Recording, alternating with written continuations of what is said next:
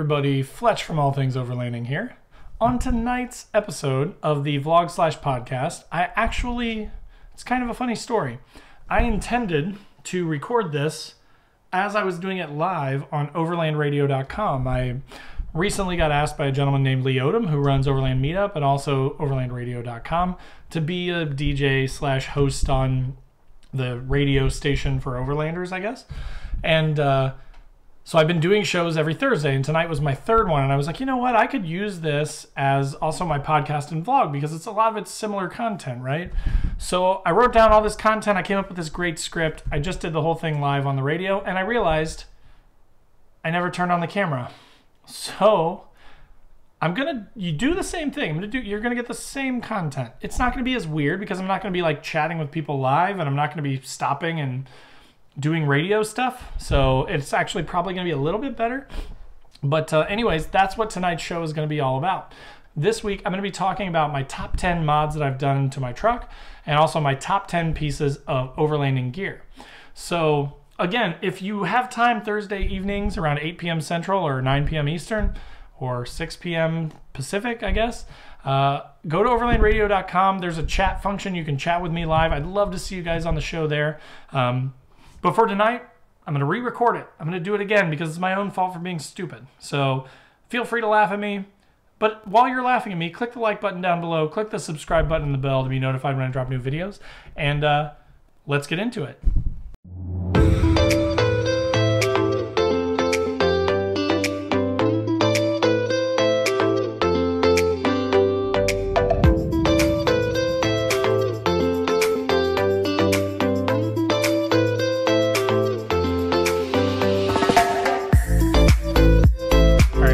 Welcome back. So again, thank you for joining me.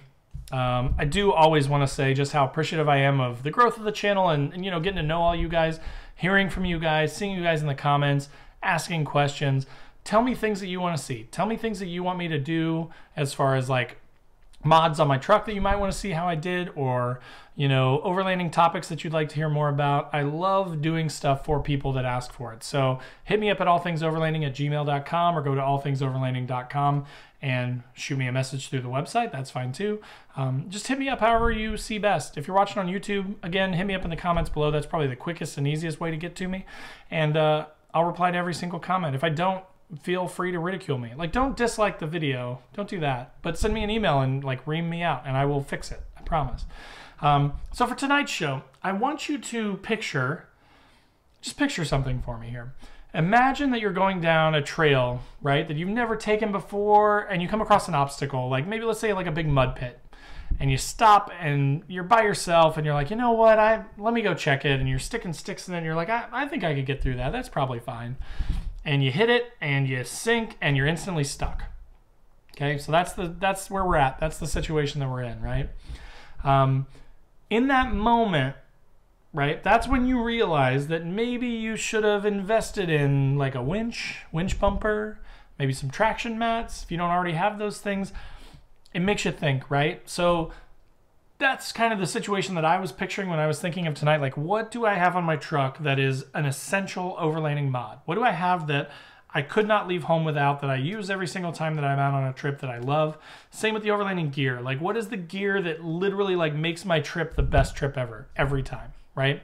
So let's start with the top 10 overlanding mods that I've made to my truck. Now, keep in mind, this is in no particular order. I'm not ranking them or anything. If you want me to do that, post up in the comments below and let me know. I just wanted to give you the top 10. Like, they're in no particular order, because some of these things in different situations, some may be better than others. So it just kind of depends on the situation that you're in, right? So, but the first thing that I had was my Wham bumper and my Smitty-built 9500 winch. I paired those two together because they're kind of useless without the other, right? If you have a winch and you can't mount it, it's useless. If you have a bumper without a winch, it doesn't really help you a whole lot in a recovery situation. And I also bought those two things together from a buddy of mine here locally, so I got a great deal on it. I actually got the Wham hidden bumper, which goes for about $450, $500.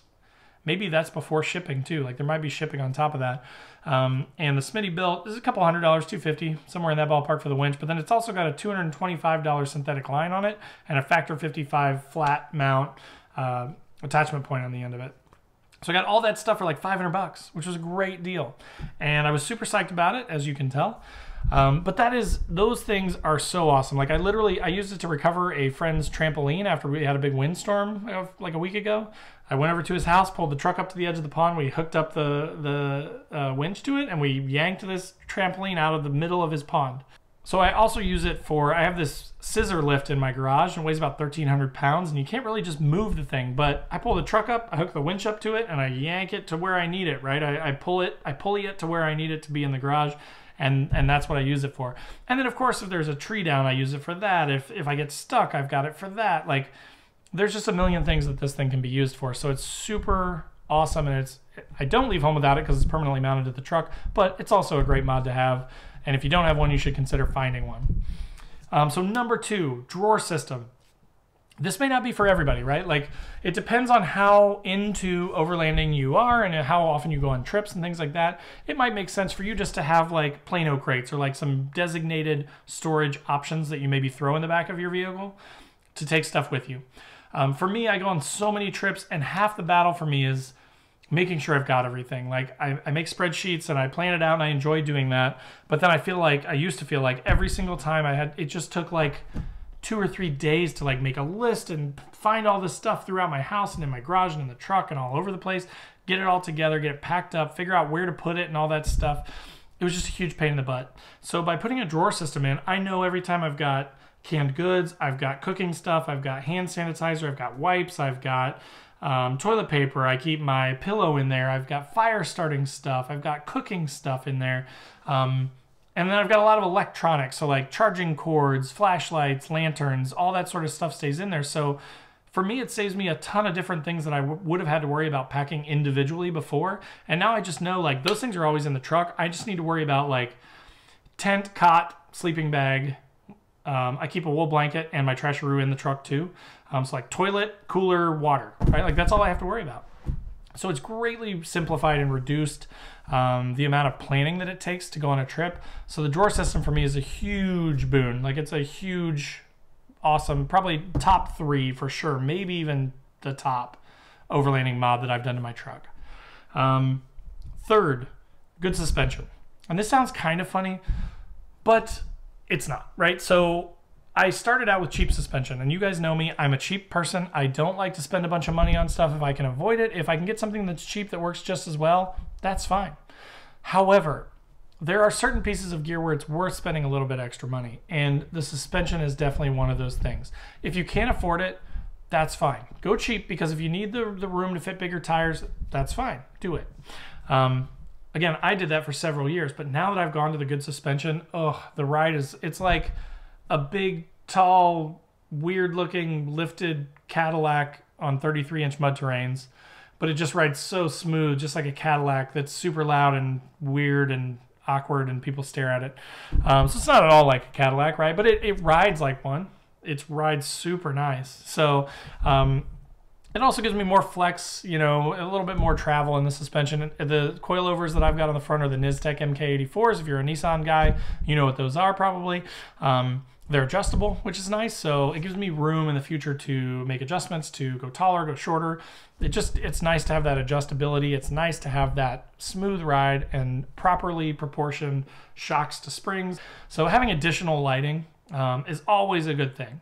So that is definitely one of my top 10 gear or overlanding rig mods that I've done. I've got ditch lights on the side. I've got 4 spotlights on the top, Hella 500 FFs that give me some throw down the road, and the ditch lights are LED, and they have a really wide sort of flood style beam. So it just gives me a lot of additional lighting. Plus, if you watch my Xterra talks, you've seen the upgraded LED headlights and upgraded LED fog lights, which are probably 2 or 3 times better than the stock stuff. So definitely, if you're going to be traveling at all at night, light upgrade. Way to go. So that's number 4. Number 5, and this is another one where I'm going to list out what I have, but then I'm going to talk about ways that you could do it without being so permanent about it. Solar panel / deep cycle battery. So again, if you're familiar with me, I've got a Renogy 100-watt solar panel permanently mounted to my hood. And that may not be for everybody, right? Like a lot of us are weekend overlanders, like myself even. I just now have another vehicle that I can drive every day, so I was like, I'll bolt a solar panel to the hood. Why not? It looks cool, right? But so if you don't want to go that far, that's fine. The options that I mentioned are they have foldable ones. They have, you know, all kinds of portable solar panels that you can use with your vehicle while maintaining the stock appearance and just throwing it in the truck when you're ready to go on a trip and taking it with you. But I still think it's one of my favorite overlanding rig mods because it's alleviated a lot of stress from like charging things up off my battery, which was my only battery, and it was a non-deep cycle. It was a starter battery. To now having a separate deep cycle battery in the back that's constantly charging off solar, and that's the only place that I charge all my accessories off of, my phone, my laptop, my, you know, chainsaw batteries, all that stuff gets charged off that auxiliary battery. And that way I know that the next day when I wake up and I'm getting ready to leave camp, my truck is going to start because I didn't touch that battery overnight. So that is another thing that I love and would not leave home without. I can't because it's bolted to the hood, but you get the idea. So next, number 6, 33-inch or just bigger tires in general, right? So again, if you don't have an Xterra or if you want 37s or something like that, like that's fine. But here's why bigger size tires are important. And I know we all know this, but I'm just bringing it up. Bigger size tires give you more clearance, which gets you over bigger obstacles, right? Especially if you go with a more aggressive tread, if you go with ATs, if you had like stock street tires and you move up to ATs, or if you move from ATs to MTs, which has kind of been my progression. I started on street tires, I went to ATs, all-terrain tires, and they were great. They were 33-inch, so they got me more clearance, made the truck look more aggressive, which was an added bonus. And I rode those things through West Virginia. I've taken them to Wisconsin. I've taken them to Kentucky. I've taken them to Manistee area of Michigan, and they were great. They were great tires, and had pretty good road manners. But the MTs, man, they're louder on the road for sure. They're more aggressive looking. They're knobby. They're mean. But they just give you so much more capability, right? Like so much more capability. And the bigger tires also, you know, like I mentioned, get you over bigger stuff with less damage to your undercarriage. Which that takes us to my next item, number 7, armor and sliders. These are also important. Keeping in mind that overlanders are a little different than rock crawlers, right? The reason being that we need to get home. Right? Like we may have like a week-long or a 2-week-long trip, or maybe it's a 2 or 3 day trip. Either way, if you get out in the middle of nowhere and you trash your transfer case or, you know, put a hole in your oil pan, like you're done. You're stuck. And you can't do that, right? Like your vehicle is what you are reliant on to travel, to make that trip and to make it home. So you have to at all costs protect that vehicle. So again, one of my favorite rig mods is my armor. I've got some P&P stuff. I've got some Hefty Fab stuff. And then my sliders are AJ's Rock Rails, or Super Rock Rails, something like that. I'll try and find a link to those for you guys. If you have questions about them, just hit me up, and I'm happy to help. But those things are great. They protect my, you know, the bottom of my doors. They protect the underside, my engine, my transmission. I don't have a gas one yet, but I would like to get a gas tank piece of armor. They're just really expensive because they're so long on the Xterra. But armor and sliders is definitely one of my top 10 overlanding mods. So number 8, off-road resilience mods. And this may sound weird, and I will explain what this means in a second. But basically what I mean by this is, and it's kind of vehicle dependent. So I'm going to give you a couple of Xterra ones, but in your mind, you can definitely, I'm sure, think of, you know, whatever type of vehicle that you've got where this could apply. So like on the Xterra, on our rear diffs, we have an open vent on the rear diff. So one of the first things that all good Xterra owners should do if you're going to do any sort of water crossings or serious off-roading is add a diff breather. If you go to my channel on YouTube and you look at the Xterra Talks section on my homepage, I've got a little instruction video that shows you how to do the diff breather. It's really easy. It's a 10-minute job. It's probably 20, 30 bucks worth of stuff. So definitely do that. But what it does basically is it allows the gases from the axle in the rear to vent up, and you basically mount a tube. You run a tube up behind your tail light. And that way, then, if you go through some deep water, you don't have to worry about water flooding into your rear axle and breaking down your seals or destroying your diff or any of that sort of stuff. So definitely a worthwhile mod. So that's what I mean by resilience mods, that kind of stuff. Another one for Xterras is the alternator. They're kind of weak and they're kind of low on the engine. So what a lot of guys will do is when they're upgrading them, they'll also relocate them up higher in the engine bay. So think about that kind of stuff for sure. That is definitely one of mine is, you know, I've done the diff breather. I've not done the alternator. I have 133,000 miles and I haven't had any problems with my alternator yet. So I just am not worrying about it until I have a problem with it. But when I do, I probably will upgrade it to a stronger alternator, and I'll probably move it up higher in the engine bay just to be safe. So that is what I mean by off-road resilience mods, but those are super important.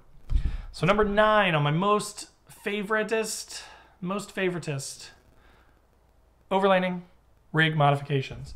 Kind of silly, not really a mod, but regular maintenance. It's so important that I actually displaced a modification to put it in here. So you guys know what regular maintenance is, right? If you're gonna go out on a trip, you need to do an oil change before you go. You need to check your brakes.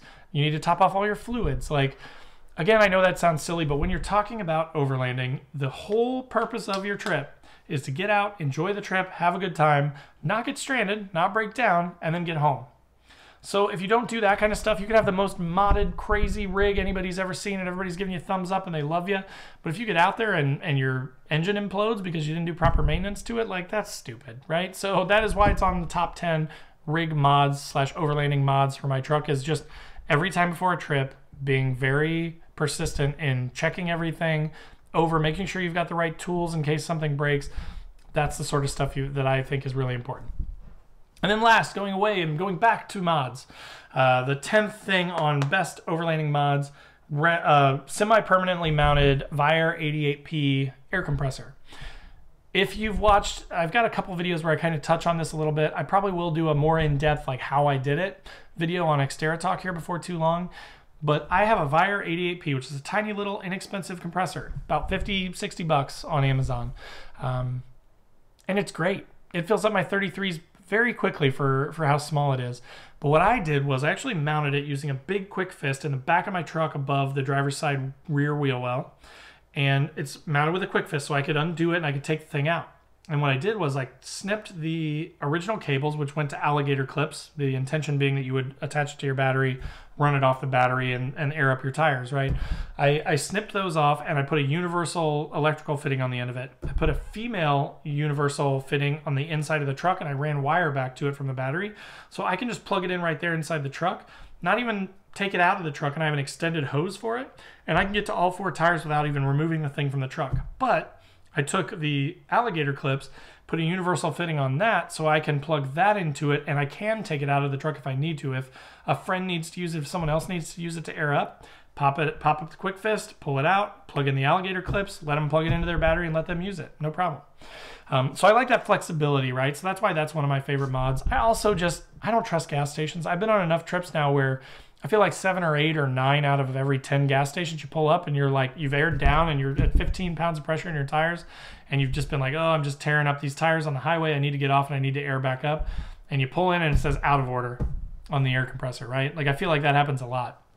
So at least it has to me. Maybe I'm wrong, but it has to me. So I just like being more self-sufficient. If I can have a little compressor in there that gives me some peace of mind knowing I can air myself back up, or, you know, it's not big enough to run air tools or anything, but you could run a tank and put a little bit bigger, more powerful air compressor on it, run air tools, that'd be sweet. That may be a future mod. But so that kind of wraps it up for what are the 10 favorite mods that I've done to my truck for overlanding. So next we're going to dive into the top 10 pieces of gear that I cannot go on a trip without. Again, no particular order here, but starting with number 1, the Coleman double burner stove. Part of the reason I like this thing is because I'm cheap, and you guys know that. Like, it's about 40, 45 bucks for one of these things. I've had mine for like 2-3 years. I use it at like sporting events to cook hot dogs. I use it in the driveway sometimes just to mess around and like cook stuff. I use it obviously on camping and overlanding trips. The thing is bulletproof. It's very simple. It's very easy to maintain. It just kind of works every time. The only downside to it that I will tell you is because it's cheaper, the gas controls are definitely not at all like your home grill. Like, you don't have a lot of control over the level of heat that you're getting. It's kind of almost like an on-off. Or maybe if you're giving it a little bit of extra grace, like maybe like a low, medium, high, but it's not super controllable. So I think when that wears out someday, I probably will upgrade to a more expensive grill because I enjoy cooking. I like it. And I would love to have more control. I'd love to be more like I am at home, where it's almost like a portable, big old charbroil grill that you've got on your deck. But again, for 40 bucks, it's just tough to go wrong with that. Like, the Coleman is a great deal for that, and it's something I won't leave the house without. So number 2, top 10 overlanding gear pieces that I've got. My GMRS radios. I've got Midland LXT 500 VP3 radios. It's basically 2 black handheld radios with a base, a charging base. They charge off AC, so I run them off an inverter that's hooked up to that solar panel and the deep cycle battery in the back. But the thing that I like about them is They're very inexpensive. They're like 40 bucks for the set, the charger, and the 2 radios. If I've got a friend that doesn't have comms, since they're just handhelds, I pop them out, I give one to my buddy, we can talk to each other until they die, put them back on the charger, give it a couple hours, let them charge back up, do it again. But better yet, I go solo a lot. And if you go solo, then I've got one on the charger all the time, and I've got one in my hand. And I use it, I talk to everybody else via their GMRS radios, and when the one in my hand dies, I go back, plug it in, take the other one off, and I can just keep rotating. So it gives me some flexibility to have basically like unlimited battery. The batteries on them are pretty great, but on a long day trip, I probably get about half a day to 3/4 of a day, like 4, 5, 6 hours maybe out of them if I'm lucky. If I turn them off in between, you know, when we're just traveling on the highway and stuff. So they do last pretty long, but having 2 is just a nice peace of mind, because obviously when you lose comms, like, what are you going to do? So that's number 2. Number 3, and this isn't so much a particular item, it's more of a type of item / a brand of item that I really like. Again, if you're familiar with my channel, you've seen some of my reviews of the last US bags. These things are great quality. They're really well made. They've got a great design and a layout, so it makes it really easy for me to carry stuff. I use one of them for literally all my cooking stuff. So the nice thing is, again, I don't have to worry about it getting stolen out of my car. I can bring the whole bag inside, clean up my dishes, put the clean dishes back in it. When I'm ready to go on a trip, I grab this one bag and I'm good to go. I know I have all my cooking stuff. There's another one that's like a tool bag, and actually I've got it sitting right here. It's kind of funny. It's called a nutsack. That's this little guy here, but this unzips, and then inside it's got a bunch of smaller compartments that you can use for, you know, like small tools, wrenches, things like that. And then it's got this big long piece here would actually hold like a big long wrench or like something like that. You can throw sockets in it. It's got some MOLLE webbing on it, so you've got a number of things you can attach to it, or you could use to attach it to things. But again, it's just the construction is really high quality.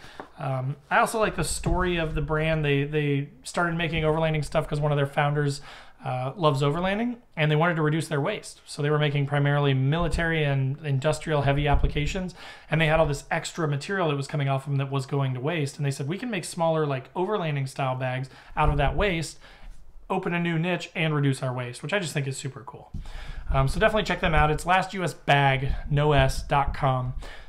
Or better yet, go to my channel, watch those reviews, and there's links down in each of the reviews that I did to each of those too. That's another way.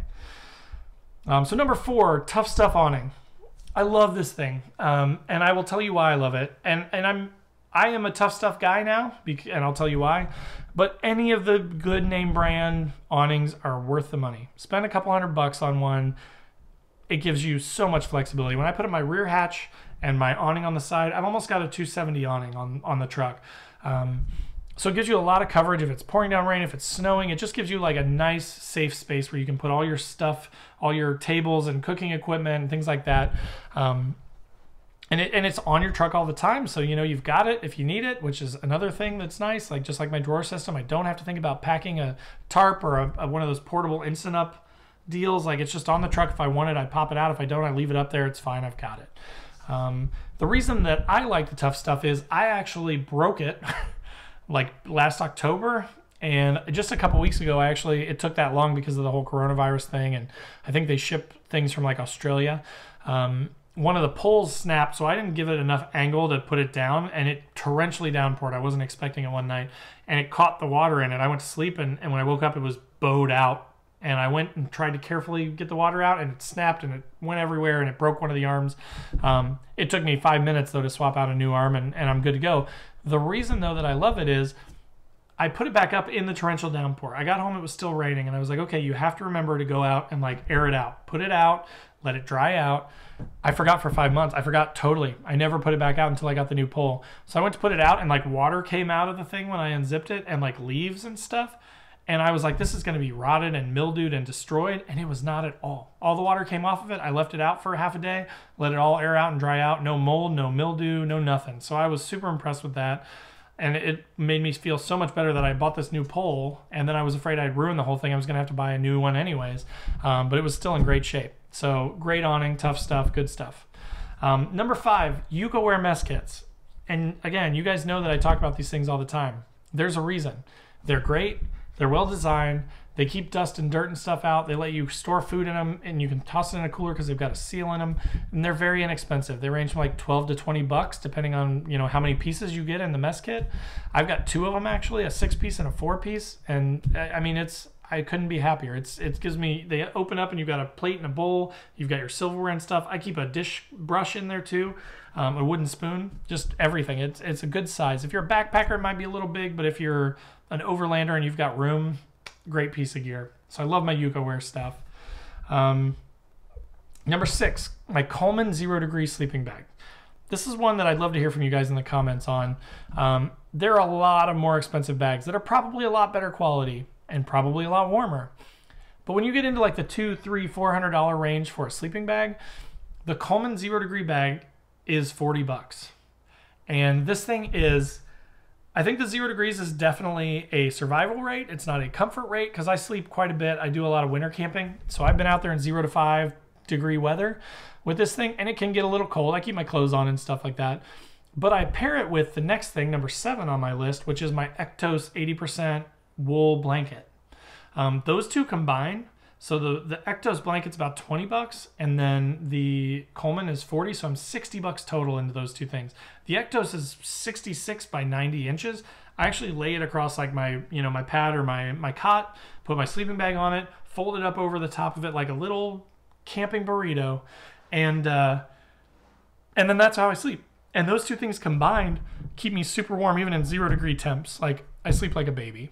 So I would highly recommend those two things. I love them. They're definitely things that I don't leave the house without, except maybe in the summer. Although even in the summer, I take the 0 degree bag and I just leave it unzipped and I sleep in it. So those two pieces of gear are definitely awesome. Again, all these things I'm mentioning, I'm going to put links in the description too below. So if you're interested in any of that stuff, definitely feel free to click those links, make it easier on yourself. It's also an affiliates link, so I might get a couple cents. Doesn't cost you anything, but it helps out the channel. So definitely check out those links down below if any of this stuff interests you. So number 8, my Black & Decker electric chainsaw. I love this thing.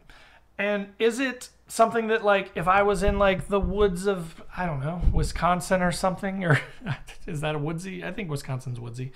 If I'm in the middle of nowhere and I have to chop through a 23-inch tree, my little Black & Decker electric is not going to cut it. It's not going to do it. What I got it for primarily was wood processing at camp. So it has a 10-inch blade, so it'll get through some pretty decent stuff, but I don't have to mess with gas or oil or maintenance or, you got to take care of your chain and stuff. You got to keep it topped off with chain oil, but that's about it. I've had it for probably about a year. I've used it a dozen times probably. I haven't even sharpened the blade yet. I haven't put any more chain oil in it. It's still probably 4/5 full. It's just a great little chainsaw, and I chop up wood into chunks, and then I use my axe and a maul to break it apart into firewood, and I'm good to go. But this thing is so helpful. It's also another sort of budget-minded thing. It was about 120 bucks. And then I bought a couple extra batteries for like 30 or 40 bucks for it. So I've got 3 batteries for the thing. So I definitely would recommend having more than one, at least 2, maybe 3 batteries if you're going to use it, just so that you're set, right? And then I charge it off the solar and I'm refreshed. I'm good to go. But that is definitely one of my favorite things. For about 150 bucks, you just can't go wrong with that thing.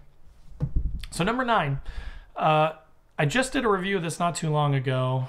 And this is another really inexpensive thing. It's about $4 or $5 for one of these, a pack of 24 of these Weber fire starter cubes. They're basically like solid fuel. They come in like a little ice cube tray and you pop them out, but you get 24 of them for like $4 or $5. I actually do mine on subscribe and save, so it just makes it easier for me to get them every month, and then I've got a stockpile of them. But these things are awesome. They light really easily. They burn for about 5 to 7 minutes a piece.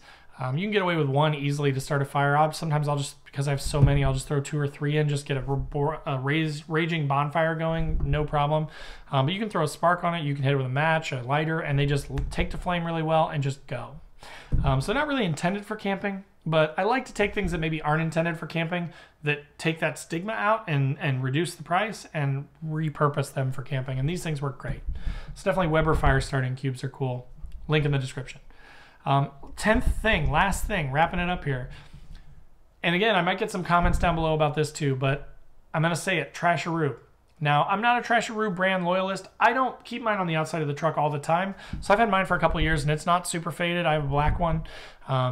It's been through mud and rain and had bunches of crap and garbage and stuff in it. No problems whatsoever. Spray it down with a hose when I get home, set it out in the yard, let it dry out, throw it back in the truck, ready for next time.